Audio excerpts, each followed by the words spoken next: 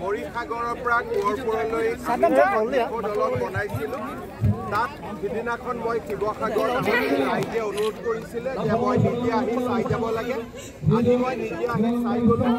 মই আপোনালোকক প্ৰতিশ্ৰুতি দিছোঁ যে অক্টোবৰ মাহৰ ভিতৰত এই দলংখন আমি সম্পূৰ্ণ কৰিম। হ'ব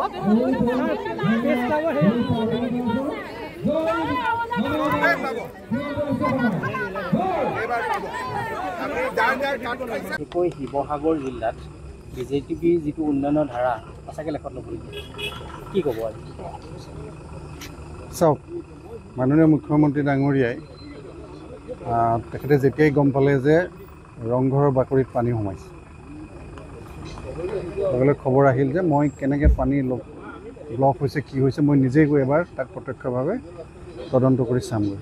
সেইমতে তেখেত আজি তাত আহি উপস্থিত হ'ল, চালে। বাকী যি ৰংঘৰ সৌন্দৰ্য বৰ্ধনৰ যি নিৰ্মাণ কাৰ্য চলি আছে সেইখিনিও তেখেতে অলপ তদাৰক কৰি পেলাই কিছু দিহা পৰামৰ্শ নিৰ্দেশনা দি গৈছে।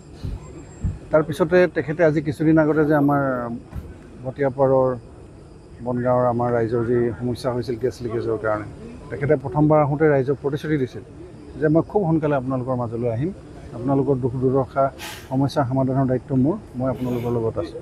আৰু তেখেতে প্ৰতিশ্ৰুতি অনুসৰি আজি ৰাইজৰ মাজত আহি ৰাইজৰ লগত মত বিনিময় কৰি তেখেতে চৰকাৰৰ ফালৰ পৰা যিমানখিনিলৈকে সম্ভৱ হয় কৰাৰ প্ৰতিশ্ৰুতি আকৌ তেখেতে প্ৰদান কৰি গৈছে।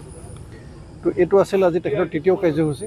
আমাৰ এই হাৰমতিগড়ৰ দলংখনৰ নিৰ্মাণৰ অগ্ৰগতিত বিতংভাৱে বুজ লোৱা আৰু যাতে ৰাইজৰ সুবিধাৰ কাৰণে যি বাকী অংশ বাকী আছেগৈ সেইখিনি খুব সোনকালে সম্পূৰ্ণ কৰি পেলাই ৰাইজক সুবিধা কৰি দিয়া। তো সেইমতে আমি দেখা পালোঁ এতিয়া জনতাই যি ধৰণে তেখেতক উৎসাহেৰে আদৰণি জনালে, মৰম যাচিলে, ৰাইজে আজি হিল্লোল ভাঙি তেখেতৰ এষাৰ কথা শুনিবৰ কাৰণে ওলাই আহিল। তাৰ লগতে আমি এটা কথা দেখিছোঁ, সমগ্ৰ পশ্চিম কোঁৱৰপুৰ ৰাইজৰ কাৰণে এটা ডাঙৰ সকাহ। এই দলংখনে সমগ্ৰ এই স্থানীয় ৰাইজৰ কাৰণে এটা ডাঙৰ সকাহ সুবিধা যাতায়াতৰ ক্ষেত্ৰত কৰি দিলে।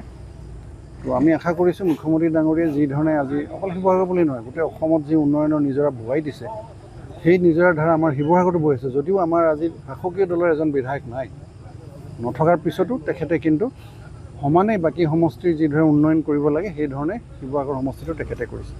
ইয়াৰ বিধায়কজনে যিমানেই দাবী নকৰক মই কৰিছোঁ, মুখ্যমন্ত্ৰী ডাঙৰীয়াৰ সদিচ্ছা নহ'লে তেখেতে কি সম্ভৱ নেকি? এইটো ৰাইজক আভুৱা ভৰিবলৈ তেখেতে যিটো প্ৰচেষ্টা কৰিছে এইটো আচলতে অৰ্থ নাই। আজি শিৱসাগৰ বিধায়কগৰাকীৰ লগতে ৰাইজে যিদৰে স্বতঃস্ফূৰ্তভাৱে আঁকোৱালি লৈছে আজি মুখ্যমন্ত্ৰীগৰাকীক, লগে লগে বিধায়কজনক দেখা গৈছে। নাই, বিধায়কজনক বুলি নহয়, ৰাইজ আহিছে মুখ্যমন্ত্ৰী ডাঙৰীয়া। মই আগবেলা ইয়ালৈ আহি গৈছিলোঁ, আমাৰ শিৱসাগৰ বিধায়কজন আছিল। তো কেইজন মানুহ আছিল? 50জন মানুহ তেওঁ বিধায়ক আহিছে, 50জন মানুহতো স্থানীয় ৰাইজ ওলাই অহা নাই, মইতো দেখা নাই। আজি মুখ্যমন্ত্ৰী ডাঙৰীয়া আহিলে হাজাৰ হাজাৰ জনতা কিয় ওলাই আহে? তো এই মুখ্যমন্ত্ৰীৰ কাৰণে ওলাই অহা হাজাৰ হাজাৰ জনতা যদি বিধায়কজনে কয় মোৰ কাৰণে ওলাই আহিছে, সেইটোতো আৰু কি বুলি ক'ম? মুখ্যমন্ত্ৰী বাহিৰে অসমৰ এনে এজন মুখ্যমন্ত্ৰী যিজনক মানে একেবাৰে কাষৰ পৰা পায়। আগতে মুখ্যমন্ত্ৰী আমিও সৰুৰ পৰা ডাঙৰ হৈছোঁ, মুখ্যমন্ত্ৰী সততে কাষৰ পৰা খুব কম পোৱা যায়, কিন্তু ৰাইজে একদম কাষৰ পৰা পাইছে, কণ কণ বাচ্চাটোৰ পৰা জ্যেষ্ঠজনলৈকে। কি ক'ব? এই তেখেতৰ যিটো জনতাৰ মাজত গৈ জনতাৰ কথা শুনি, জনতাৰ হৃদয়ৰ বাৰ্তা শুনি পেলাই কাম কৰাৰ যিটো আন্তৰিকতা, যিটো আগ্ৰহ, তাৰ প্ৰতিফলন আমি দেখিছোঁ। তেখেতে সম্পূৰ্ণ জনতাৰ মাজত সোমাই গৈ ৰাইজৰ মাজত একাকাৰ হৈ গৈছে।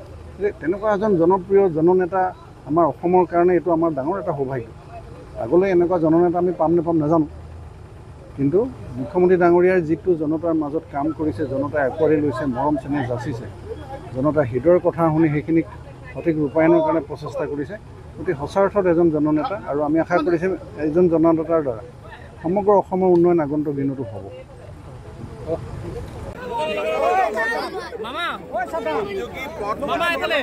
মৰিসাগৰৰ পৰা কোঁৱৰপুৰলৈ দলং বনাইছিলোঁ।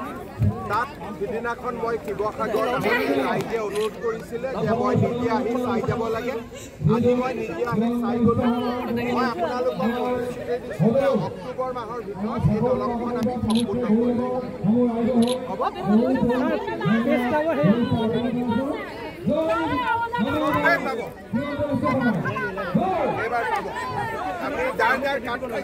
শিৱসাগৰ জিলাত বিজেপি যিটো উন্নয়নৰ ধাৰা সঁচাকৈ লেখত ল'বলগীয়া কি ক'ব আজি চাওক মাননীয় মুখ্যমন্ত্ৰী ডাঙৰীয়াই তেখেতে যেতিয়াই গম পালে যে ৰংঘৰৰ বাকৰিত পানী সোমাইছে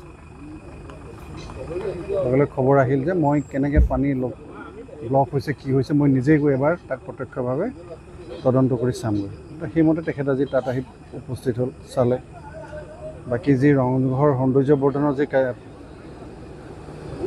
নিৰ্মাণ কাৰ্য চলি আছে সেইখিনিও তেখেতে অলপ তদাৰক কৰি পেলাই কিছু দিহা পৰামৰ্শ নিৰ্দেশনা দি গৈছে তাৰপিছতে তেখেতে আজি কিছুদিন আগতে যে আমাৰ ভটিয়াপাৰৰ বনগাঁৱৰ আমাৰ ৰাইজৰ যি সমস্যা হৈছিল গেছ লিকেজৰ কাৰণে তেখেতে প্ৰথমবাৰ আহোঁতে ৰাইজক প্ৰতিশ্ৰুতি দিছিল যে মই খুব সোনকালে আপোনালোকৰ মাজলৈ আহিম আপোনালোকৰ দুখ দুৰ্দশা সমস্যা সমাধানৰ দায়িত্ব মোৰ মই আপোনালোকৰ লগত আছোঁ আৰু তেখেতে প্ৰতিশ্ৰুতি অনুসৰি আজি ৰাইজৰ মাজত আহি ৰাইজৰ লগত মত বিনিময় কৰি তেখেতে চৰকাৰৰ ফালৰ পৰা যিমানখিনিলৈকে সম্ভৱ হয় কৰাৰ প্ৰতিশ্ৰুতি আকৌ তেখেতে প্ৰদান কৰি গৈছে তো এইটো আছিল আজি তেখেতৰ তৃতীয় কাৰ্যসূচী আমাৰ এই হাৰমতিগড়ৰ দলংখনৰ নিৰ্মাণৰ অগ্ৰগতিত বিতংভাৱে বুজ লোৱা আৰু যাতে ৰাইজৰ সুবিধাৰ কাৰণে যি বাকী অংশ বাকী আছেগৈ সেইখিনি খুব সোনকালে সম্পূৰ্ণ কৰি পেলাই ৰাইজক সুবিধা কৰি দিয়া তো সেইমতে আমি দেখা পালোঁ এতিয়া জনতাই যি ধৰণে তেখেতক উৎসাহেৰে আদৰণি জনালে মৰম যাচিলে ৰাইজে আজি হিল্লোল ভাঙি তেখেতৰ এষাৰ কথা শুনিবৰ কাৰণে ওলাই আহিল তাৰ লগতে আমি এটা কথা দেখিছোঁ সমগ্ৰ পশ্চিম কোঁৱৰপুৰ ৰাইজৰ কাৰণে এটা ডাঙৰ সকাহ এই দলংখনে সমগ্ৰ এই স্থানীয় ৰাইজৰ কাৰণে এটা ডাঙৰ সকাহ সুবিধা যাতায়াতৰ ক্ষেত্ৰত কৰি দিলে তো আমি আশা কৰিছোঁ মুখ্যমন্ত্ৰী ডাঙৰীয়াই যি ধৰণে আজি অকল শিৱসাগৰ বুলি নহয় গোটেই অসমত যি উন্নয়নৰ নিজৰা বোৱাই দিছে সেই নিজৰাৰ ধাৰা আমাৰ শিৱসাগৰতো বৈ আছে যদিও আমাৰ আজি শাসকীয় দলৰ এজন বিধায়ক নাই নথকাৰ পিছতো তেখেতে কিন্তু সমানে বাকী সমষ্টিৰ যিদৰে উন্নয়ন কৰিব লাগে সেইধৰণে শিৱসাগৰ সমষ্টিটো তেখেতে কৰিছে ইয়াৰ বিধায়কজনে যিমানেই দাবী নকৰক মই কৰিছোঁ মুখ্যমন্ত্ৰী ডাঙৰীয়াৰ সদিচ্ছা নহ'লে তেখেতে কি সম্ভৱ নেকি এইটো ৰাইজক আভুৱা ভৰিবলৈ তেখেতে যিটো প্ৰচেষ্টা কৰিছে এইটো আচলতে অৰ্থ নাই আজি শিৱসাগৰ বিধায়কগৰাকীৰ লগতে ৰাইজে যিদৰে স্বতঃস্ফূৰ্তভাৱে আঁকোৱালি লৈছে আজি মুখ্যমন্ত্ৰীগৰাকী লগে লগে বিধায়কজনক দেখা গৈছে নাই বিধায়কজনক বুলি নহয় ৰাইজ আহিছে মুখ্যমন্ত্ৰী ডাঙৰীয়া মই আগবেলা ইয়ালৈ আহি গৈছিলোঁ আমাৰ শিৱসাগৰ বিধায়কজন আছিল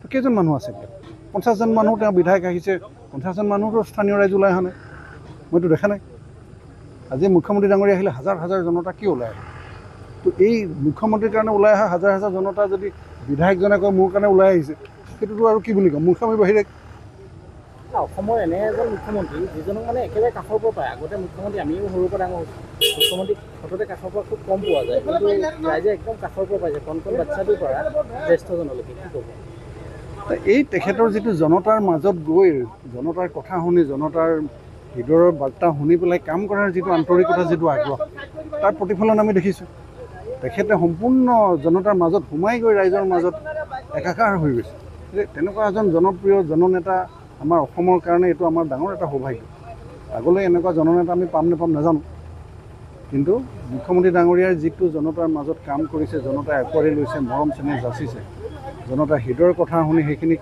সঠিক ৰূপায়ণৰ কাৰণে প্ৰচেষ্টা কৰিছে অতি সঁচা অৰ্থত এজন জননেতা আৰু আমি আশা কৰিছোঁ এজন জননেতাৰ দ্বাৰা সমগ্ৰ অসমৰ উন্নয়ন আগন্তুক দিনতো হ'ব যিকোনো খবৰৰ বাবে যোগাযোগ কৰক 7099017330 লগতে 7099017110 নম্বৰত